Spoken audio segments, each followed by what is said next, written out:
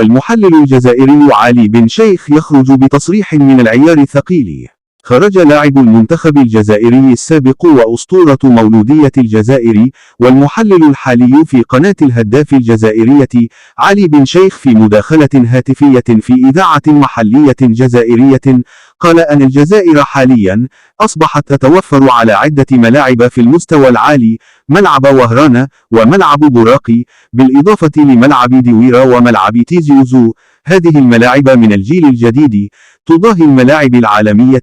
حاليا بإمكاننا تنظيم كأس أفريقيا بسهولة، والدليل التنظيم الرائع للألعاب البحر المتوسط الأخيرة التي أقيمت بمدينة وهران بشهادة العالم. حاليا علينا أن نفكر فيما هو أكبر، لماذا لا نقدم طلب تنظيم كأس العالم في ملف مشترك مع إخواننا المغاربة؟